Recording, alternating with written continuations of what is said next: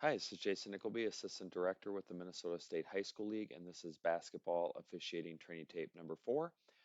Going to take a look at mechanics, legal guarding position, restricted area plays, as well as traveling violations in the tape this week. We're doing a nice job to this point. Let's keep it up. Make sure we are communicating as well as we can with players and coaches and our crewmates so that we are in the best shape as we move into the heart of the season.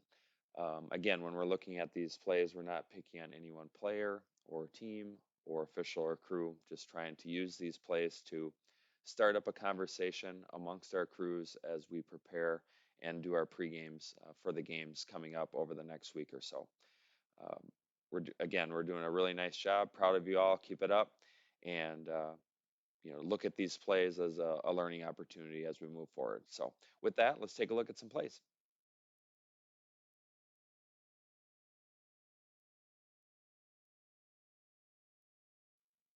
On this play, I want to talk about secondary defenders and restricted arc mechanics. So, reminder that the lead is the primary official responsible for ruling on contact with secondary defenders. And in this case, you see that they dump the ball into the paint as the offensive player cuts to the basket.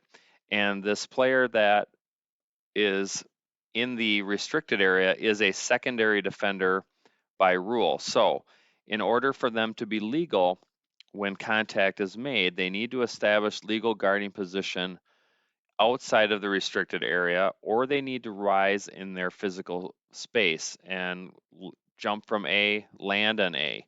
In this case, I believe that the secondary defender is still in contact with the ground in the restricted area at the time of contact, and we no call this play. And again, just like we've talked about on other tapes, we've no called this play forever. And I understand that. I get it.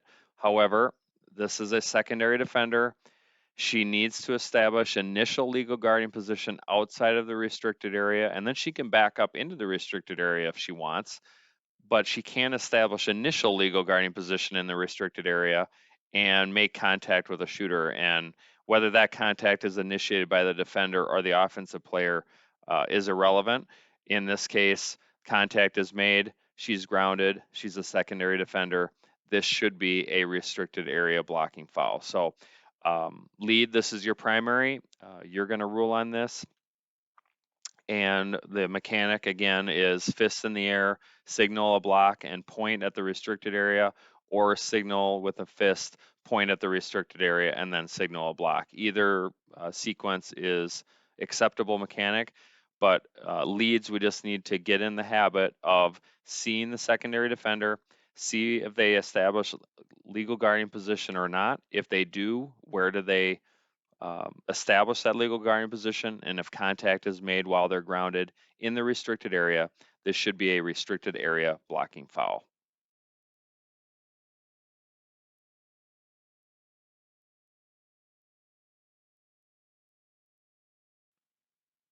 On this one, let's talk front court coverage and traveling violations. So we have a drive to the basket, and we're going to have a traveling violation that is called by the trail, properly so. But remember, front court coverage, 28-foot line or lower, and we're in good position. If we're way too high in this one, we may miss this one, and we pick this one up. So that's excellent positioning and mechanics by the trail. Lead maybe a little bit wider. Remember, we're mirroring the basketball as the lead, so we should step out a little bit and mirror the basketball. But you can see the trail is in the screen, is in perfect position to view this from where he's at. Just well done positioning mechanics wise. And then from a traveling perspective, remember when we are starting a dribble, we can't pick up the pivot foot and then start the dribble. If we've done that, then we've committed a traveling violation. In this case, if you watch it on the replay, you'll see that not only do we pick up the foot to start the dribble, but we also pick up the other foot, and put it down as well. So review the traveling rules and understand what they can and can't do with the pivot foot. But in this case, we pick up the pivot foot and then start the dribble. This is definitely a traveling violation. And then our positioning as the trail here is excellent and exactly what we want to see. So very nice job by the trail on this play.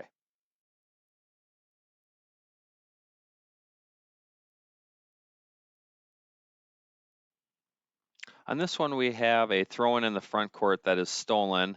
And remember, we're going to 35 seconds on the shot clock on this one. And then new lead, let's hustle down and get in position. We want you on the end line if possible. Again, if you can't make it, then let's stop at the free throw line extended and officiate this play from what would be the normal center position. But try to get there to the end line if we can, and then get stationary at the time of this action at the basket. And then center, you can help if it comes to your side of the court, but ultimately this is going to be the leads play. And then the other piece of this is from a patience and floor coverage perspective. I love the hustle of the new trail. However, this call should not come from trail. This is leads play. We wipe out a shot attempt at the basket for marginal contact. We need to allow this one to play out, and the best way to do that is to let lead have this. This is a reminder on when we have drives away from us as trail, whether it's in the front court or in transition, we need to just let it go. This is the leads play. They'll live and die with it. If they call a foul, they call a foul. If they don't, they don't. And we just don't need to get involved in this particular play because I think we have too quick of a whistle on this one. And if we would have let it go, we would have allowed for a layup to occur for the offense. And what ends up happening is we wipe out a layup to give them a throw in. That's exactly what the defense wanted here. They benefited by committing a foul, and we don't want to do that. So let's slow down our mechanics. Remember what our primary coverage area is in transition and in the front court, and that this play at the basket and all the way down the court for that matter is the lead's primary coverage area.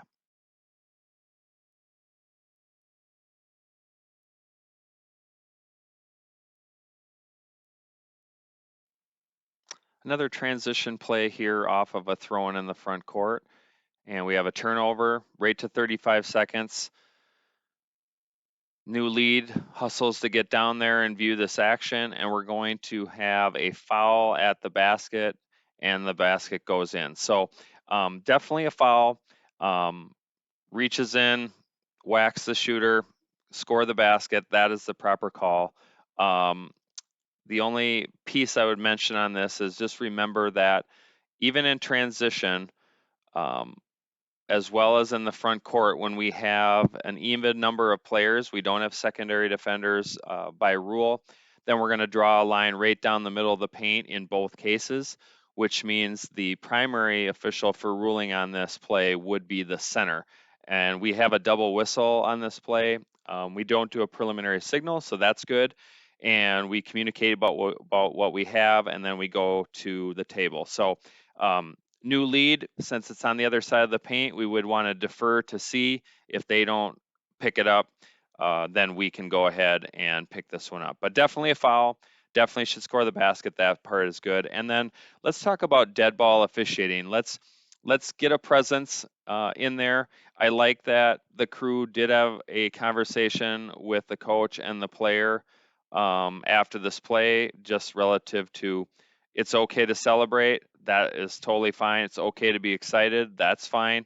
But let's not direct anything at an opponent. As we talked about last week in the memo, anything that's prolonged, choreographed, or directed at an opponent should be addressed with a technical foul. So, let's be on top of that. The main way we can deflect that or hopefully prevent it a little bit is to have a physical presence. So after we call the foul here, let's close down on the action, get close to the players, get them separated, and then once we do that, we can go to the table and report what we have. But definitely a foul, good hustle, good positioning. Maybe just defer to see on this one, but let's work on our physical presence, close down on plays like this, and hopefully that will prevent any sort of issues from occurring after the play.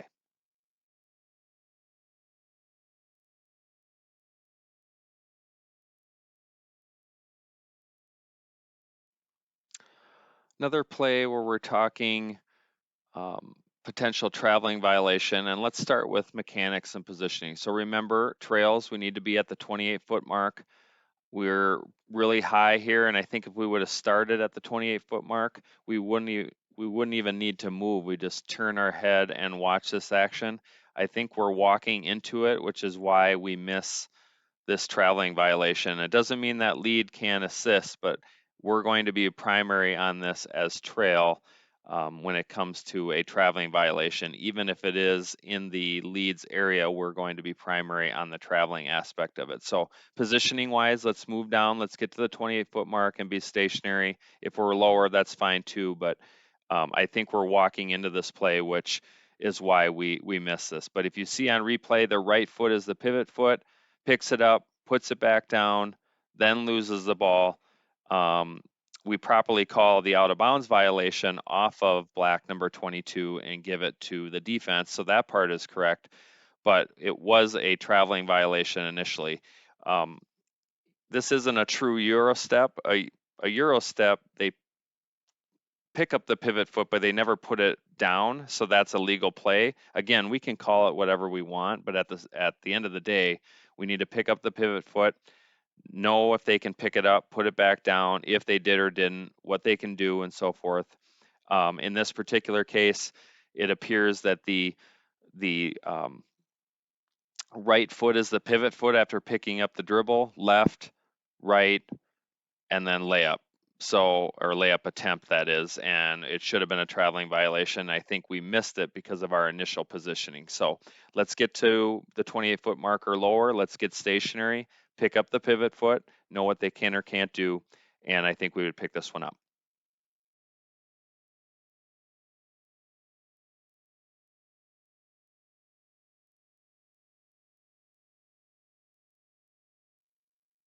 Several pieces on this play sequence. We're going to have an offensive rebound, goes right to the basket and is fouled and is properly called for a blocking foul by the lead. So we go from A to B and play right through the shooter. This is a proper foul call. So here's the first free throw attempt. I want to point this out that we're in good position. This is exactly where we need to be on free throws. Notice that the trail is not at the 28-foot mark. And then on the second free throw, the trail moves down to the 28-foot mark. So that's proper mechanics. That's what we'd like to see. So well done there.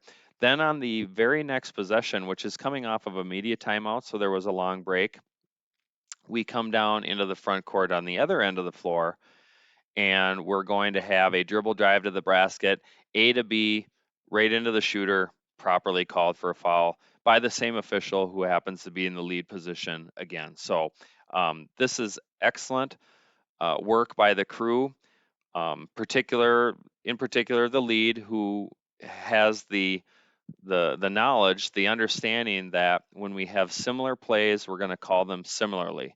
That doesn't mean make stuff up, doesn't mean match calls just because. If the plays are similar, let's call them similarly. In this case, we have an A to B uh, foul on one end, and then we have an A to B foul on the other end, and we call them exactly the same. Send them to the line, 2 shots. This is excellent. This is exactly what we want when we have the same play or similar, that is. Let's call it the same or similar. And we do that here, so that's really well done. And then just a reminder, when we have an offensive player that gets a rebound and goes right to the basket, that defenders that they encounter are primary. They're not secondary by rule. So we're going to judge this like the arc isn't even there.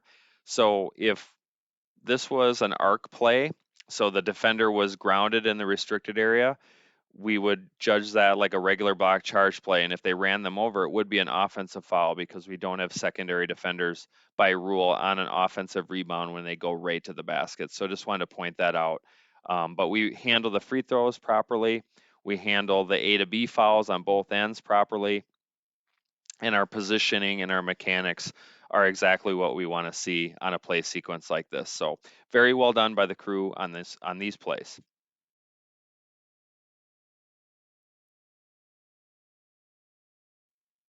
Okay, in this play, we have a front court dribble drive, but not before we settle in a little bit And then when we drive in, we have offensive initiated contact, and the offensive player is properly called for an offensive foul by the trail. So, first of all, our positioning is excellent.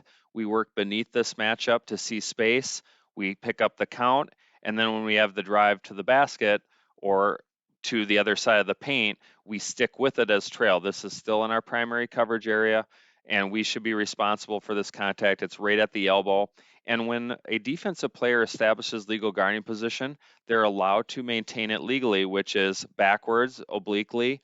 Um, they can rise in their vertical space, etc. If they do that and contact occurs, it's charged to the offense. And in this case, that's exactly what happens. The offensive player drives to the basket.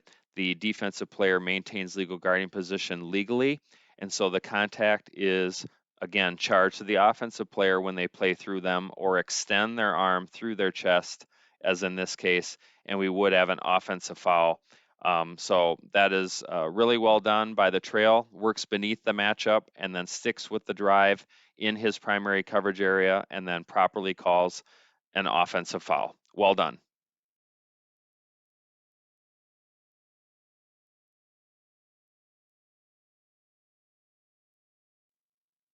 On this one, we have transition coverage, and we do a nice job staying back as the C to assist when we have four or more players in the backcourt, so that part is good. Lead is responsible for this play at the basket on the other end, and we're in position. Maybe work a little bit deeper off of the end line, maybe a step or two deeper, just to widen our vision a little bit, but we are stationary at the time of this contact, so that part is good. Slow down our mechanics just a smidge. We go up with the fist pretty quickly, but then it didn't leave us a lot of processing time, and we had to think about this one because it is really a tough play. Um, Ultimately, I think the defender who has initial legal guarding position, we're good there. But then as this play develops, she moves over and into the shooter and is properly called for a blocking foul by the lead and gets two shots. So um, just slow down our mechanics a little bit, work a step or two deeper if we can. Center, good hustle getting down to assist, but then remembering that this is the lead's primary coverage area, and we rule on the contact as the defender moves over and into the shooter. So this is properly done by the lead. Good call for a blocking foul. Definitely does not maintain legal guarding position as she slides over and into the shooter. And in this case, remember we have a couple of offensive players down here and only one defender. So this defender number 21 is secondary by rule. So if she were to establish legal guarding position in the restricted area and be grounded and the contact was otherwise legal, it would be a restricted area blocking foul. That's not the case here because she doesn't maintain legal guarding position at all. So the restricted part is out. But if she were to maintain legal guarding position and was grounded in the restricted area, this play would be a restricted area blocking foul because there are three offensive players to the one defensive player.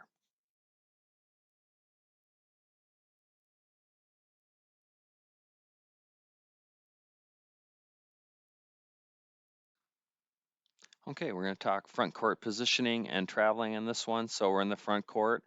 Trail works down to the 28-foot mark and gets lower to see space and then picks up this traveling violation. So maybe a little bit lower and work beneath the matchup at the beginning, but we ultimately get to where we need to be and see space and then pick up this violation. So remember when we're starting a dribble, if we pick up the pivot foot before starting the dribble, we would have a traveling violation. So if we look at it here, the left foot is the pivot foot and we pick it up and dribble, and this is a traveling violation. So this is well done by the trail here. Again, if we can work a little bit lower to begin with, get beneath that initial matchup, and then try to be stationary at the time of this action at the top of the key, that would be ideal. But this is the trail's responsibility. It's in his primary coverage area, and he properly calls the traveling violation. So again, review the traveling rules. Again, review what they can and can't do with the pivot foot when we're dribbling. If they pick up the pivot foot before starting the dribble, it's a traveling violation. On a shot or pass attempt, as long as the pivot foot doesn't rise and then go back down again before shooting or passing, it would be legal. But in this case, properly called. Well done.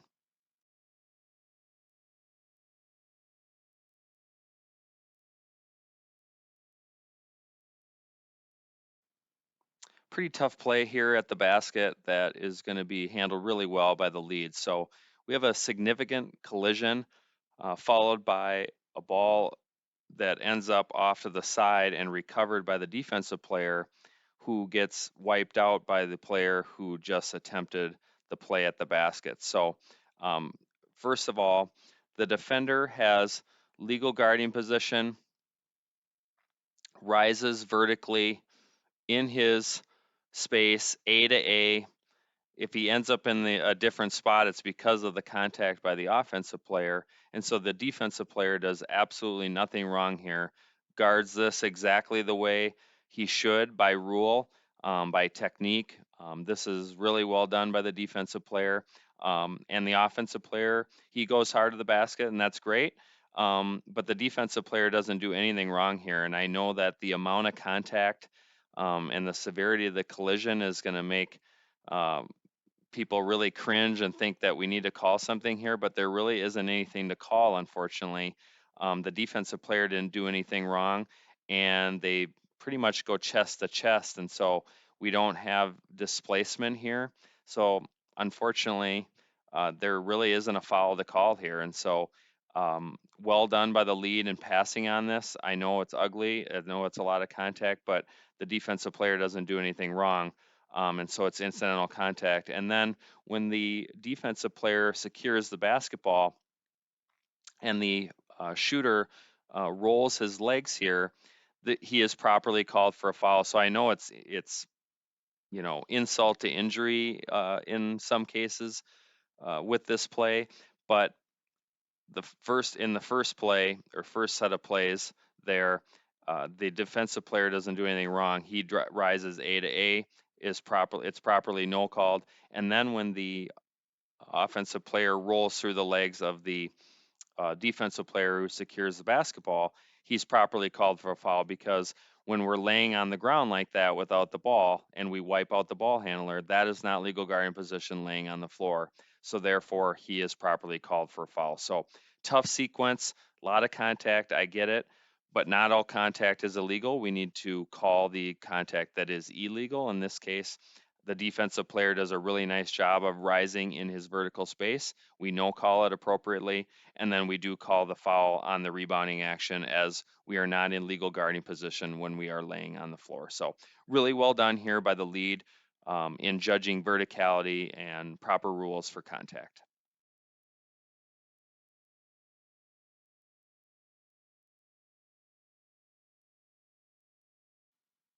Another transition play here where we're going to have a foul at the basket. Lead gets to the end line, gets stationary, makes the call. This is his primary coverage area, so that part is well done.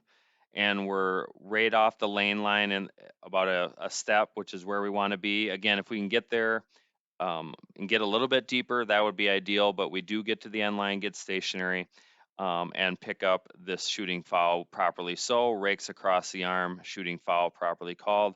And then our spot mechanics are excellent here. We close in, stationary, don't have two arms in the air, we just have the one, and then do our spot mechanics. So that part is excellent. One of the better set of spot mechanics that I've seen. So really well done here. And dead ball officiates while he's doing that, and then his crewmates converge on the action, and we have great dead ball officiating here. Um, Nothing's going to happen. We're right there. Physical presence is great.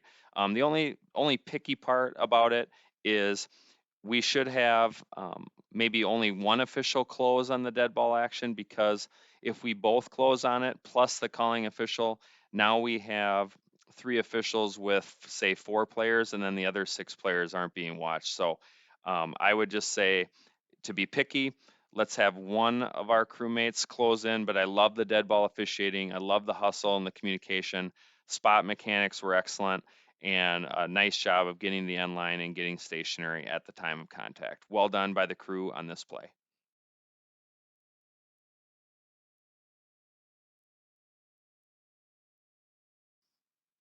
On this play, we have a front court throw-in, and right off of this throw-in, we're going to have a pass down to the far block where we're going to have a number of players go for it, and the defensive player is properly called for a shooting foul, because as we talked about earlier, laying on the ground is not legal guarding position, regardless of how we get there. So if we trip over that particular player, the foul would be charged to that player. And we do a nice job here of working up backwards to the coach to communicate about what occurred, and then we work our way back towards our position for the free throws.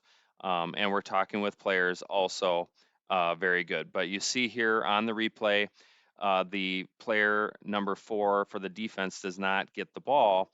And when she does not get it, she goes to the floor. And when this player attempts a shot, she trips over and is properly called for a foul. And we do a nice job of closing towards the action. Um, Only thing is try to go around players to report, but we do a nice job of picking this up. Again, not legal guarding position, laying on the floor. And again, great job working with the coach and players as far as communication goes. But um, this other defender that's there for blue is legal, but in the case of the player that didn't quite get it, number 4, and goes to the floor and is tripped over, she is properly called for a foul, and this is really well done by the center official in this case.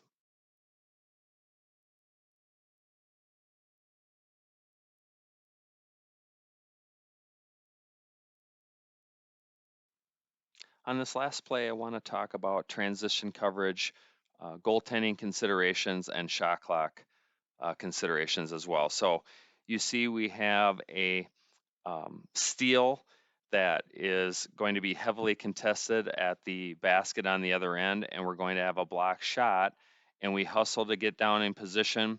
We get stationary as the new lead when this action occurs, and this is definitely a play we're never going to get down there in time. We're going to get beat. So if we can get stopped at the free throw line extended, that's probably best. But this is a 1 in 100, 1 in 500 kind of a play, and we're just going to get beat. That's the way it is. So we have to get in the best position we can to see it.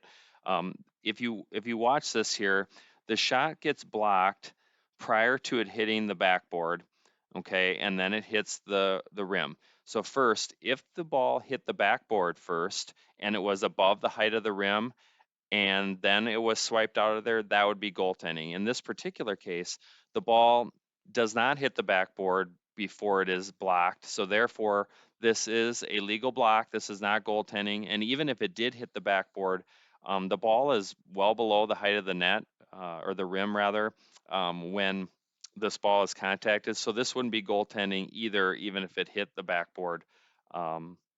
Because it is below the height of the rim. And then the other piece relative to the shot clock is that when we have a uh, try that is blocked into the rim, we would not have a reset when it is clearly blocked into the rim. If you, in the official's judgment, you feel that it was part of the try, part of that try for goal, then we can go ahead with a 20-second reset. Again, even though this shot attempt took place within 5 seconds, 6 seconds, if and the offense got the rebound as they do here, we should have a 20-second reset in that case. But if you think that it is clearly blocked into the rim, we would not have a reset. If you believe that it was part of the shot attempt, even though there was contact by the defensive player, we would continue with the reset in that case. So tough play, do a nice job with it, hustle, get in position. Just a reminder on goaltending considerations, as well as our coverage and transition and shot clock considerations as well. But really nice job by the crew on this play of letting this play out, no calling this, and allowing it play to continue.